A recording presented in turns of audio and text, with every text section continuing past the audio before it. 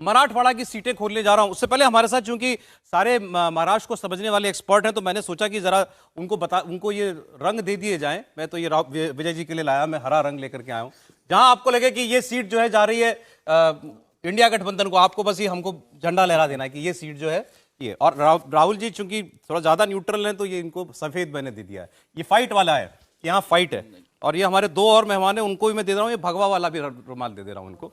ये आपको लहराना जहां आपको लगे कि ये सीट जो है भगवा की सीट है। बस ये समीर जी करेंगे हमारा उसमें बच्ची जो है, ये आपको जो है बता देना है, दूर से ही बता देना है कि ये सीट आ गई। ये लाल दे दिया उनको, आप भगवा ही मानिए उसका। क्या ना, अभी भगवा का इतना प्रभाव है तो लाल ही हो जा रहा है। आइए विदर्भ के बाद मराठवाड़ा 8 में से 4 सीटें पहले दिखाइए जरा।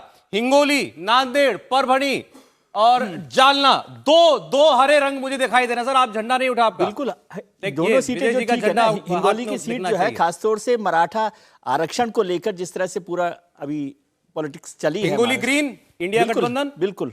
परभणी भी ठीक है, परभणी में आप सहमत हैं इस बात से? बिल्कुल सहमत है। ठीक है। नांदेड़, जालना, ये दोनों जो है हमको दिखाई दे रहे हैं भगवान। जालना पे मैं भगवान से नहीं देखिए, मैं जालना पे बात करना चाहता हूँ। आपने लहरा नहीं रहे। मेरा ये जो झंडा है ना, इसको आप ये जो परभणी और हिंगोली दे रहे हैं, इसको भी भारतीय जनता पार्टी जीतेगी। और यहाँ जब शिवसेना के साथ जो सीट है तो पूरी तरह से एकदम क्लीन स्वीप था शिवसेना और भारतीय जनता पार्टी का कॉम्बो। अभी भी जो स्थिति है, इन सीटों पर जिस तरह का ध्रुवीकरण और जिस तरह के सामाजिक समीकरण है, उसमें शिवसेना के लिए बहुत कुछ अब बचा नहीं है। नहीं, तो हमारे यहाँ टक्कर हो गई है। हमारा सर्वे दिखा रहा है हिंगोली परभणी इंडिया गठबंधन को हरे रंग में जो है, हमें हरे और भगवे की टक्कर दिखाई पता हिंगोली सीट जो है मराठा आरक्षण को लेकर बोल रहा हूँ। जालना जो है, आप इतनी आसानी से बीजेपी नहीं जीत पाएगी वहां पर। मुझे जो लगता है कि वहां मनोज जारंगे को चुनाव लड़वाने की कोशिश की जा रही है।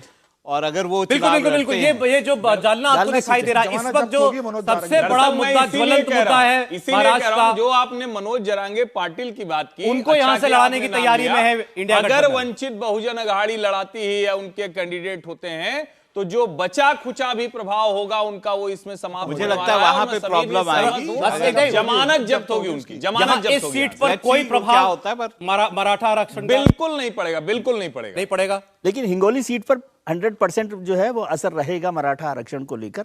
और ये बहुत महत्वपूर्ण सीट है। शिंदे साहब के साथ ये जो किसके पास थी हिंगोली? पहले शिवसेना के पास, शिवसेना शिंदे के पास है आज की ये सीट। लेकिन कांग्रेस का स्ट्रांग होल्ड रहा है एक समय, तो कांग्रेस इसको मांगेगी अपने पास। लेकिन उद्धव ठाकरे भी इसको सीट छोड़ने को तैयार नहीं है। अब ये देखना होगा किसके पास जाती है। लेकिन यहाँ कांग्रेस का भी एनडीए की सीट थी। हाँ, अब हम दिखा रहे हैं कि इंडिया गठबंधन की सीट थी। करीब 2.5-3 लाख से सीट जीती थी। लेकिन मराठा आरक्षण का बहुत असर है। अगर भारतीय जनता पार्टी यहाँ से कैंडिडेट उतारती है हिंगोली से, तो 100% भारतीय जनता पार्टी का कैंडिडेट जीतेगा। अगर ये एकनाथ शिंदे को चली जाती है, तो एकनाथ शिंदे का कैंडिडेट यहाँ से हारेगा, ये तय है। परभणी शिवसेना के पास थी, गठबंधन की सीट है। हाँ, वहीं जा रही है, वहीं पर जा सकती है शिवसेना। ये डिपेंड करता है। फिर वही बात है, अगर भारतीय जनता पार्टी अपना उम्मीदवार देगी और एकनाथ शिंदे से ले लेती है, तो भारतीय जनता पार्टी बहुत अच्छे से यहाँ चुनाव लड़ेगी। अगर भारतीय जनता पार्टी यह समझकर एकनाथ शिंदे को देती है कि 2019 में शिवसेना के पास थी और अभी का सांसद शिवसेना के साथ है, तो मुझे लग रहा है नांदेड़ की सीट, अशोक चौहान की सीट, बड़ी सीट है नांदेड़ की सीट। 2019 में हार गए थे अशोक चौहान हार गए। कंफ्यूजन आपके रंग की सीट है। नांदेड़ बीजेपी ने पहले भी जीता था और इस बार भी बहुत भारी अंतर से जीतेगी। अब तो उसके पास अशोक चौहान प्लस भी हो गए। अशोक चौहान हारे थे वो सीट पहले। जालना इतनी आसान सीट नहीं होगी। उसमें सेकंड नंबर पे कांग्रेस रही है और थर्ड नंबर पे बीएसपी रही है। मोटे तौर पर आप लोग मोटे तौर पर सहमत हैं इससे? बिल्कुल, ये 2 सीट इंडिया गठबंधन की। मैं जालना से सहमत नहीं हूँ, आसान सीट नहीं होगी। सुधीर सूर्यवंशी जी, यवतमाल, वाशिम, हिंगोली, नांदेड़, परभणी, जालना, 2 सीट इस पे इंडिया गठबंधन को हमारा सर्वे दिखा रहा है, हिंगोली और परभणी, बाकी एनडीए को। देखो, मराठवाड़ा का जब जिक्र आता है तो हम भूल नहीं सकते कि मराठवाड़ा का जो मराठा रिजर्वेशन का ईपी सेंटर है, वही मराठवाड़ा ही है।